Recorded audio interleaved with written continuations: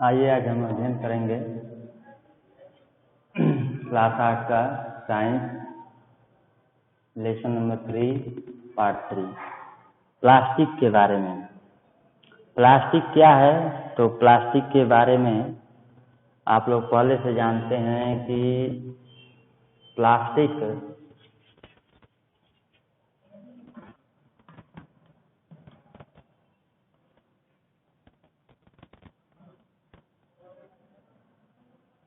Plastic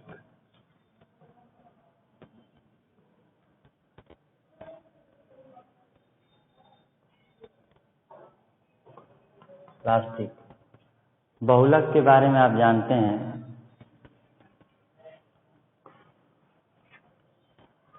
बहुलक तो plastic भी एक प्रकार का बहुलक है और बहुलक में ये जो है इसकी इकाइयाँ एक दूसरे से कैसे जुड़ी होती हैं, तो रैखिक भी होती है और क्रॉस भी होता है। दो तरह से ये भी प्लास्टिक भी एक प्रकार का बहुलक है और इसकी इकाइयाँ, इसकी जो इकाई है, इसकी इकाई रैखिक भी होती है। इस टाइप का भी होगा, ऐसे भी जुड़ा होगा, रैखिक भी होता है और क्रॉस नुमा होता है। क्रॉस का मतलब ऐसे हम देख लें,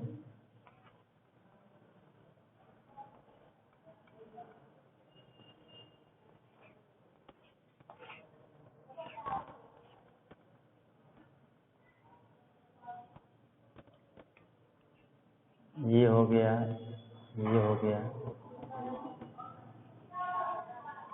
ये हो गया, ये हो गया, ये हो गया,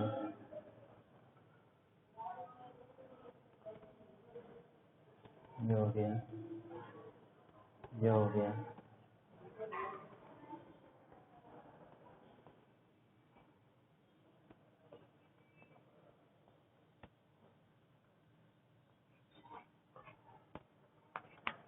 तो इस प्रकार से क्रॉस टाइप भी इसकी इकाइयाँ जुड़ी होती हैं और इस तरह जुड़ करके एक बहुलक का निर्माण करती हैं। तो प्लास्टिक भी एक प्रकार का बहुलक है और प्लास्टिक के प्रकार जो हैं हम देखते हैं दैनिक जीवन में बहुत से ऐसे बहुत से ऐसे पदार्थ हैं, संभव पदार्थ हैं जिसको आपने देखा होगा। प्लास्टिक की बहुत सी वस्तुएं मिलती है, बच्चों के खिलौने हो गए, बर्तन हो गए, बहुत सी ऐसी चीज़ें हैं जो प्लास्टिक से बनी होती हैं। तो प्लास्टिक हम देख सकते हैं कि प्लास्टिक दो प्रकार का होता है। एक होता है थर्मोप्लास्टिक, यानी कि थर्मोप्लास्टिक का मतलब होता है इसको गर्म करने पर जैसा हम चाहें इसको आसानी से मोड़ सकते हैं। तो ऐसे प्लास्टिक को हम कहते हैं थर्मोप्लास्टिक। और पॉलीथीन और पीवीसी इसमें आपके आते हैं। पॉलीथीन आप देख ही रहे हैं जिसका उपयोग करते हैं सामान को ले जाने में, ले आए हैं, बहुत से दैनिक जीवन में बहुत से इसका उपयोग है। और थर्मोसेटिंग प्लास्टिक जैसे बैकलाइट हुआ, मेलामाइन हुआ। तो बैकलाइट का इस्तेमाल जो है आपका ये जितने भी प्लास्टिक के बनाए जाते हैं, जैसे आपके स्विच हो गए, बोर्ड हो गया, तो ये सब जो है थर्मोसेटिंग प्लास्टिक के ही होते हैं, यानी बैकलाइट के होते हैं, जिसको आसानी से गर्म करके मोड़ा नहीं जा सकता है। तो इसको हम मोड़ नहीं सकते हैं। तो ऐसे प्लास्टिक को जिसको गर्म करने पर आसानी से मोड़ा न जा सके, मोड़ न सके, तो ऐसे प्लास्टिक को हम थर्मोसेटिंग प्लास्टिक कहते हैं। ये दो प्रकार के आपके प्लास्टिक हो गए। अब इसके बारे में और पढ़ेंगे कि प्लास्टिक ही क्यों उपयोगी है। जैसा कि आप लोगों के बुक में दिया हुआ है कि विकल्प पदार्थ के रूप में प्लास्टिक क्यों लिया गया। विकल्प पदार्थ के रूप में प्लास्टिक को ही क्यों लिया गया।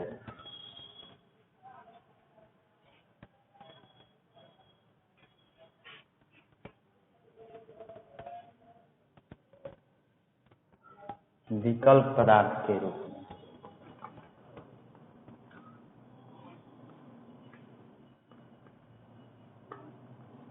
विकल्प पदार्थ के रूप में प्लास्टिक को ही लिया गया, इसका क्या कारण है?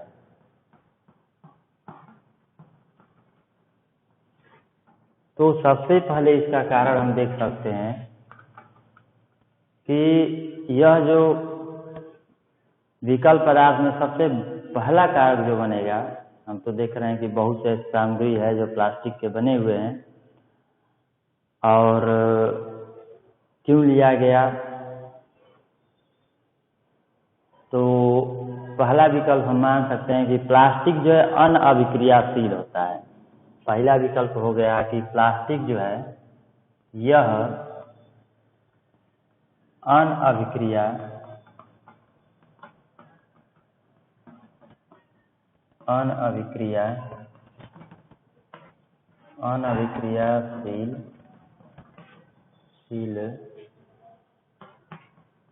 होता है। अनअभिक्रियाशील होता है, यह विकल्प हो गया कि यह अनअभिक्रियाशील है। तो जैसे लोहे की कोई वस्तु ले लीजिए, उसमें अगर कोई चीज़ रखते हैं तो पता चले अभिक्रिया करके और वह जो है जंग में परिवर्तित हो जाता है, यानी इसमें जंग लग जाता है, उसे खुले में छोड़ते। लेकिन प्लास्टिक यदि डब्बे बनाए और उसमें अगर कोई वस्तु रखते हैं तो जंग का ऐसा नहीं बात रहेगा।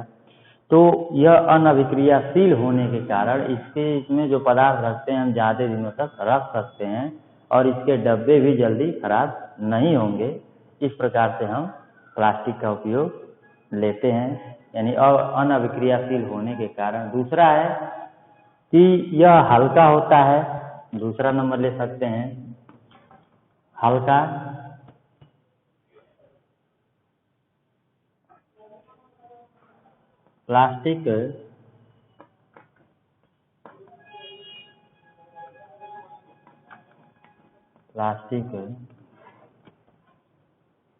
प्लास्टिक हो जाएगा हल्का है, प्रबल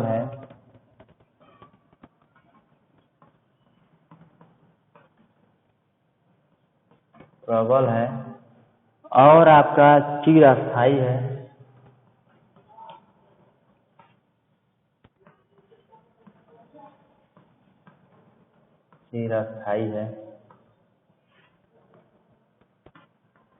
तो हम देखते हैं कि प्लास्टिक हल्का है, यानी इसको हम अगर कोई भी वस्तु आप बना रहे हैं, एक ही मान लीजिए बर्तन आप बनाए सेम आकार के, एक लोहे का एक प्लास्टिक का, तो प्लास्टिक का आपको हल्का होगा लोहे की अपेक्षा, इसको ले जाना एक स्थान से दूसरे स्थान पर आसान होगा।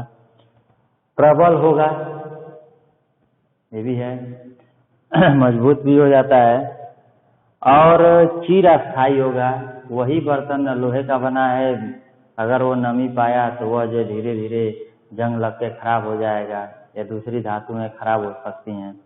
लेकिन यह जो है आपका प्लास्टिक ये ज़्यादा दिनों तक अस्थायी बना रहता है, इसलिए इसका हम इस्तेमाल करते हैं।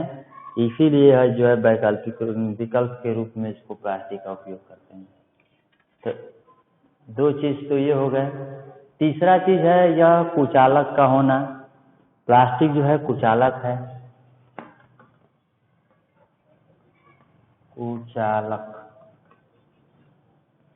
कुचालक का होना। प्लास्टिक कुचालक होने के कारण इसका हम लोग उपयोग करते हैं। ऐसे बैकलाइट जो है आपका अभी बताएं एक प्रकार का प्लास्टिक है, तो बैकलाइट के बहुत से आपके बोर्ड बनाए जाते हैं, इसके स्विच बनाए जाते हैं। क्यों? क्योंकि यह कुचालक है, लाइट नहीं मरेगा, थर्मोसेटिंग प्लास्टिक है, जो हमारे लिए बहुत ही सुटेबल है, इसलिए इसका हम उपयोग करते हैं। तो यहाँ तक हम देखते हैं कि अगर ये दोनों टाइप के प्लास्टिक हमारे दैनिक जीवन में रोजाना इस्तेमाल होने वाले हैं। प्लास्टिक के तो हर जगह देखिए तो आपके बाइक है उसमें भी प्लास्टिक का उपयोग किया गया, थर्मोसेटिंग प्लास्टिक का उपयोग किया गया। आपके पंखे हो गए, पंखों के यहाँ तक कि उनके जो पत्तियाँ आ रही हैं वो भी आपकी प्लास्टिक की आ रही हैं। बहुत सी जगह आप देखे होंगे जो कार का इंजन है, जहाँ उसमें जो एक पंखा लगा होता है, उसमें भी जो है आपका कार्बोरेटर में वो भी आप कार्बोरेटर के पास वो भी आपका प्लास्टिक का ही बना होता है। बहुत से जगह प्लास्टिक के पंखे भी आ रहे हैं, यानी प्लास्टिक पंखे का मतलब है कि उसकी पत्तियाँ प्लास्टिक की हो रही हैं, जो सेम टू सेम वही लोहे जैसे पहले काम करती थी। और एक और खूबी हो गई कि उससे हल्के भी रहेंगे और जल्दी खराब नहीं होंगे, इसलिए हम इसका इस्तेमाल ज़्यादा दिनों तक कर सकते हैं। तो यह हो गया। कुचालक होने के कारण इसका हम विद्युत के क्षेत्र में भी हम इसका इस्तेमाल कर सकते हैं, जिससे कि हम कुचालक के रूप में इसका प्रयोग कर सकते हैं। इनके ऐसी वस्तुएं बना सकते हैं जहाँ पर कुचालक का काम हो, उस टाइप की वस्तुएं इसको बना सकते हैं इससे। तो ये आपका हो गया। फिर और आपका है यह कि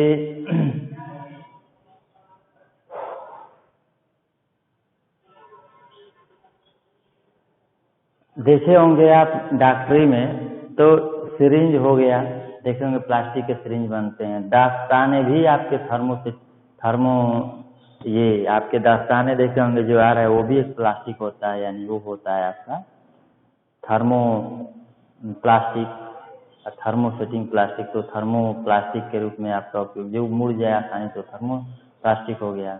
थर्मोसेटिंग प्लास्टिक यानी कि जो न मुड़ पाए। बहुत से सिरिंज है वो आपका देखते हैं कि प्लास्टिक का बना हुआ है, थर्मोसेटिंग प्लास्टिक का बना हुआ है। तो इस तरह हम देखते हैं बहुत से आपके दैनिक जीवन में, चिकित्सीय क्षेत्र में, आपके दैनिक जीवन में, जो भोजन के क्षेत्र में भी देखिए बहुत से ऐसे बर्तन है, कप आ गए, उसमें प्लास्टिक भी लगा होता है और आपके स्टील भी उसमें लगा होता है। थर्मस आ गए, ऊपर से प्लास्टिक का कवर होता है और अंदर से जो है आपका स्टील का या धातु का होता है, जिसमें आप आसानी से अपना भोज्य सामग्री रख सके।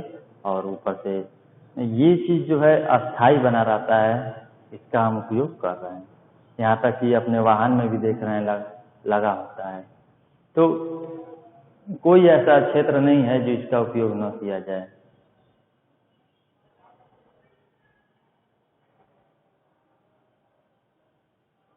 बहुत से ऐसे टेफ्लॉन हैं, कुछ ऐसे प्लास्टिक हैं जिसमें तेल नहीं चिपकता है, उस प्लास्टिक का भी उपयोग किया जाता है बर्तन बनाने में, चाहे ऐसी चीज़ें हो गए।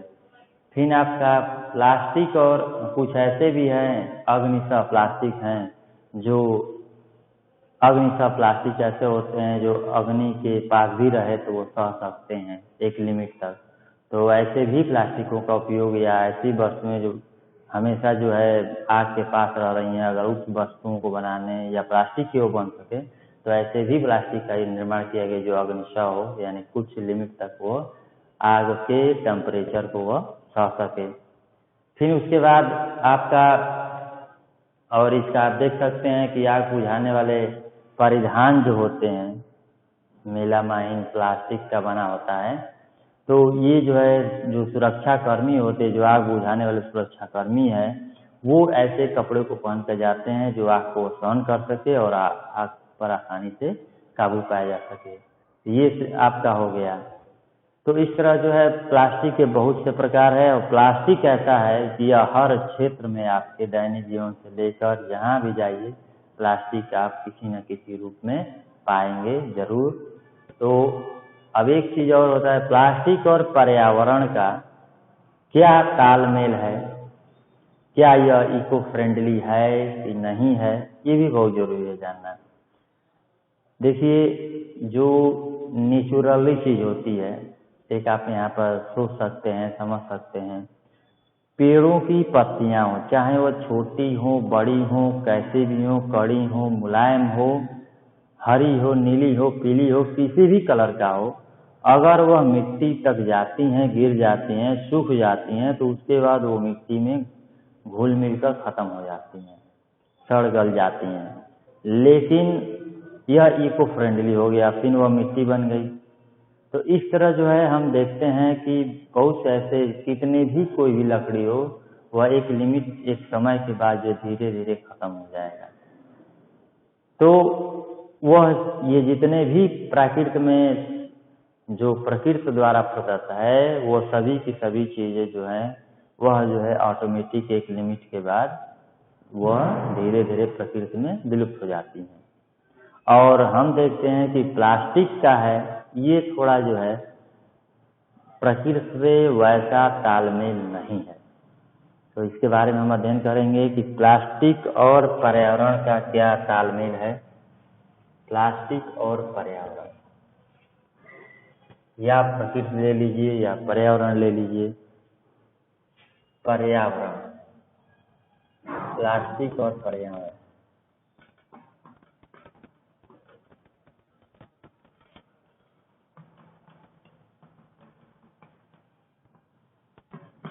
पर्यावरण, प्लास्टिक और पर्यावरण। प्लास्टिक क्या होता है आप लोग जान चुके हैं, एक प्रकार का बहुलक है और यह जो है इस रैखिक इसकी इकाइयाँ रैखिक जुड़ करके या क्रॉस नुमा जुड़ करके एक दूसरे से ये पदार्थ का निर्माण करते हैं, यानी प्लास्टिक का निर्माण करती हैं। और फिर प्लास्टिक क्या है एक आप जान सकते हैं, पॉलीएथीन। ये एथीन का एक बहुलक होता है।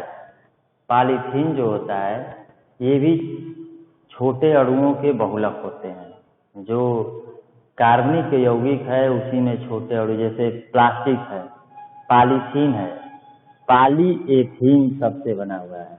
तो यह एथीन के बहुलक से निर्मित होता है। बहुलक यानी उसके छोटे छोटे अणु जुड़कर एक बड़े अणु का एक निर्माण कर देते हैं, तो उसको हम कहते हैं बहुलक। तो उसी तरह कोई भी प्लास्टिक है यह बहुलक ही है। अब इसकी इकाइयाँ कैसे एक दूसरे से जुड़ी हुई हैं, तो जब जालनुमा जुड़ जाती हैं तो वह जालनुमा भी जुड़ सकती हैं और रैखिक भी होती हैं, दोनों तरफ से होती हैं। अगर क्रॉसनुमा जुड़े या रैखिक। प्लास्टिक दो प्रकार के होते हैं, यह आपने पढ़ा। अब ये हमको पढ़ना है कि पर्यावरण से इसका क्या। तो पर्यावरण आप जानते हैं, आपके चारों ओर का आवरण जो होता है वो आपका पर्यावरण होता है। तो पर्यावरण ये आपका हवा, जल, ये जितने भी आगे सब पर्यावरण के अंतर्गत आ गए, मिट्टी। तो इनसे इसका क्या रिलेशन है, पर्यावरण से क्या इसका तालमेल है। तो पर्यावरण से इसका तालमेल बहुत ही नेगेटिव है। यह पर्यावरण में पहले जल में जाएगा तो उसमें भी नहीं घुस सकता है, हवा में भी नहीं विलुप्त हो सकता है, मिट्टी में भी नहीं यह सड़ सकता है। इसको विघटित होने में 400 से 500 या 300 से मान लीजिए 400-500 वर्ष लग जाते हैं विघटित होने में। जैसे आपने विघटित होने का मतलब है कि अभी आपने देखा कोई पत्ती है, आप अभी मिट्टी में डाल दीजिए, अभी देखें कुछ दिनों बाद जब पानी नहीं लगेगा मिट्टी तो धीरे धीरे धीरे सड़ होकर कुछ दिन में वह उसका कुछ भी नहीं दिखाई देगा, सब खत्म। तो यह तो खत्म हो गया। लेकिन प्लास्टिक है, देखे होंगे आप लोग खेतों में चाहे किधर भी फेंकते हैं, बस इधर उधर जाएगा लेकिन वो गलता नहीं है। जलाने पर भी इसका दुष्प्रभाव ही है। जब प्लास्टिक को जलाएंगे तो बहुत सी विषाक्त गैसें निकलती हैं जो वायुमंडल को प्रदूषित करती हैं। अगर हम वो श्वसन के रूप में लेते हैं तो हमारे फेफड़े जो हैं नुकसान देते हैं, फेफड़ों को या पर्यावरण को या किसी दूसरे जानवरों को या पेड़ पौधों को, ये सबसे वो जो है गैसें नुकसान करेंगे। तो इस तरह जो है आपका प्लास्टिक पर्यावरण से इसका जो संबंध है वो संबंध सही नहीं है। प्लास्टिक का उपयोग जितना ही किया जाए, आप प्लास्टिक का उपयोग करने का मतलब है कोई प्लास्टिक आपने खरीदा थैली, उसका उपयोग जितना अधिक कर सकते हैं वो कीजिए। प्लास्टिक का कम उत्पादन करके अति आवश्यक हो तभी हम उसका उपयोग करें। जैसे बहुत से बताया जाता है कि यदि मान लीजिए कि आपका बाजार जाते हैं तो थैला लेकर जाइए। आप थैला लेकर जाएंगे तो वह सही रहता है। थैला आपका किसका हो, सूती बोरे का, जो आपके कपड़े का हो तो बेहतर होता है। तो इस तरह जो है हम थैले का उपयोग करें। जहाँ पर हम सामान जो लेते हैं अब वो प्लास्टिक में लेते हैं तो प्लास्टिक में ये भी होता है बहुत से हानिकारक, उसको पेंटिंग करने में बहुत से हानिकारक केमिकल का प्रयोग किया जाता है। तो वह केमिकल जो है बहुत ही नुकसानदेह होता है, जो हमारे स्वास्थ्य पे दुष्प्रभाव उत्पन्न करता है। तो प्लास्टिक का उपयोग जितना ही कम हो सके उतना ही कम करना चाहिए। फिर अगर कोई प्लास्टिक का उपयोग किए हैं तो उसको बार बार उपयोग कीजिए, ये नहीं कि उसको फेंक दीजिए तुरंत, उसको बार बार उपयोग कीजिए जितना आप उपयोग कर सकें। इसके बारे में एक सिद्धांत है आर, जैसे आप लोगों ने कोई वस्तु देखा होगा तो ट्रायंगल बनाया रहता है, वो कहता है रीयूज, रिड्यूस, रीयूज, रिसाइकल, ये 3 चीजें होती हैं। अब 3 चीजों के जगह जो है 4 चीजें दे दिया है। वो 4 चीजें आपको पढ़ना है, आखिर वो 4 चीजें क्या दिया है। तो 4 चीजें आप पढ़ेंगे, 5 चीजें अब दे दिया है। 5 चीजें, एक जिम्मेदार, अगर प्लास्टिक और इसका पर्यावरण को आप देख चुके हैं, इसको देख लिया जाए पहले। तो आप देख ही चुके हैं कि पर्यावरण को हर जगह नुकसान पहुंचाता है। जल में जाएगा तो उसको भी, भूमि में जाएगा तो उसको भी क्या करेगा, ऊसर कर देगा।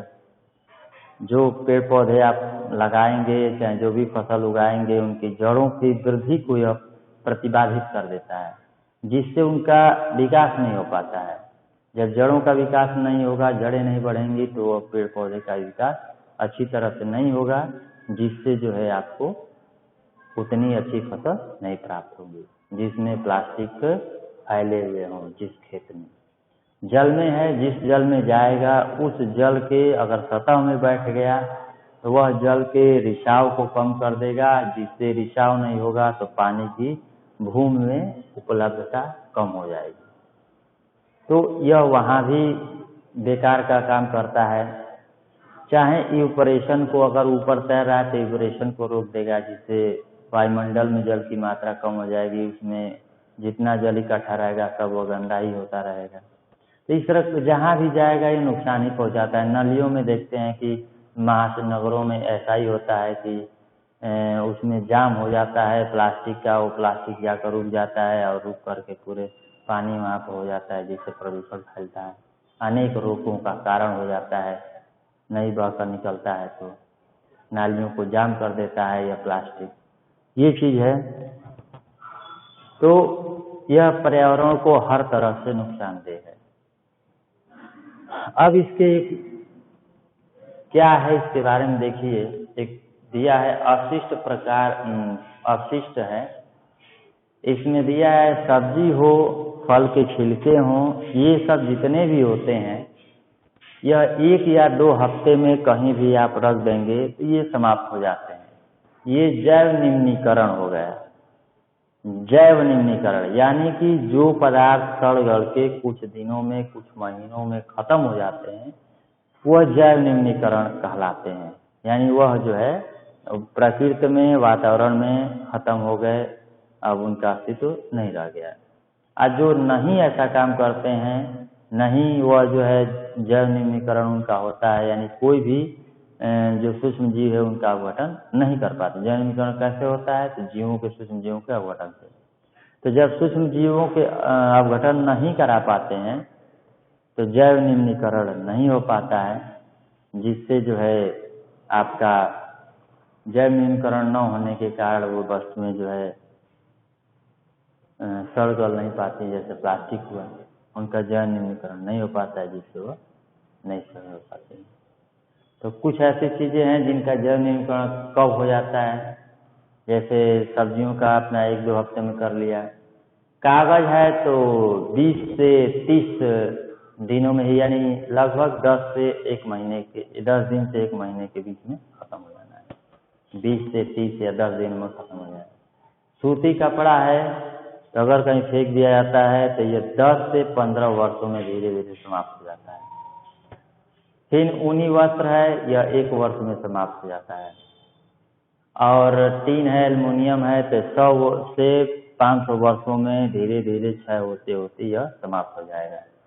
और प्लास्टिक की थैलियाँ हैं तो ये कई वर्ष लग जाते हैं इसको विघटित होने में। वैज्ञानिकों का अनुमान है कि इसको विघटित होने में 300 से 400 वर्षों तक की अवधि लग जाती है। तो इस तरह एक अच्छे नागरिक होने के कारण हम लोगों को चाहिए कि जो सिद्धांत बताया गया है 5R का, 5R क्या है?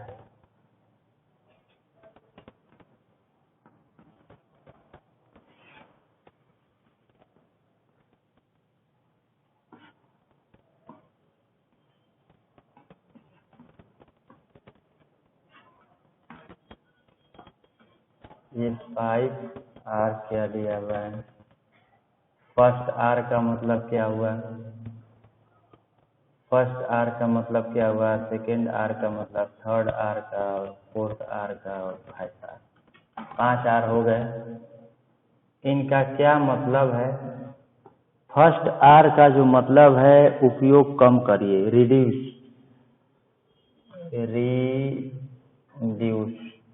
यानी इसका मतलब है उपयोग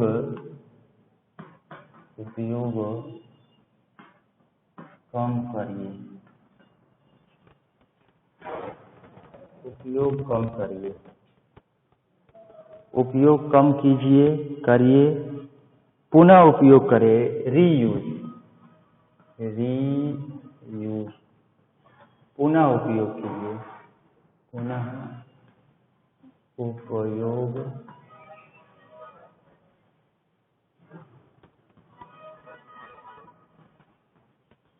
पुनः उपयोग कीजिए,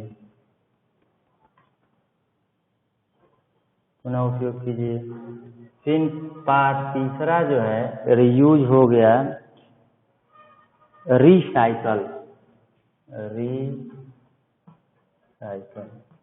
रिसाइकल का मतलब हो गया पुनः चक्रण कीजिए, पुनः चक्रण,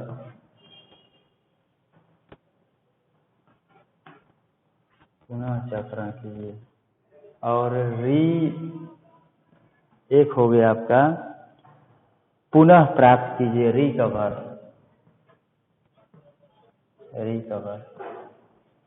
पुनः प्राप्त,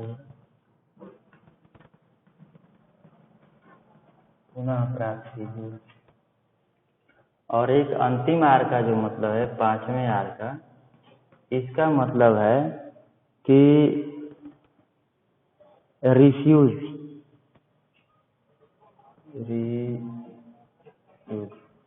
रिफ्यूज का मतलब होता है कि उपयोग ना करना और उपयोग ना करना,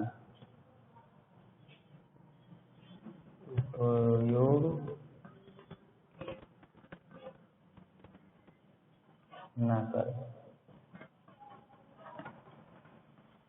ये 5R सिद्धांत हैं एक जिम्मेदार नागरिक के लिए। 5R का मतलब क्या होता है? प्लास्टिक के रिलेशन में, प्लास्टिक से संबंध में 5R का क्या मतलब है? तो रीड्यूस यानी कम उपयोग कीजिए, रीयूज पुनः उपयोग कीजिए, रिसाइकल पुनः चक्रण कीजिए। जो उपयोग हो गया, अगर प्लास्टिक बेकार हो गया, उपयोग होने वाले नहीं है, जैसे प्लास्टिक के बाटल हो गए, उनका पुनः जो है, एक देखते हैं कबाड़ी वाला प्लास्टिक के बाटल खरीद कर ले जाकर बेच देता है, आखिर वो क्या होता है? फिर उसका उपयोग हो जाता है, फिर वो कंपनी में जाएगा, फिर उसको सही बाटल में बदल के फिर उसका उपयोग हम कर लेंगे। रिकवर, उसको फिर पुनः चक्रण करके फिर उसको हम प्राप्त कर लेंगे और अच्छी नई बोतलें फिर इसका उपयोग करेंगे। रिफ्यूज, इसका उपयोग न करें, जहाँ तक हो सके प्लास्टिक का उपयोग न करें। तो ये जो है आपके 5R सिद्धांत है, इसको पढ़िए, जानिए क्या होता है।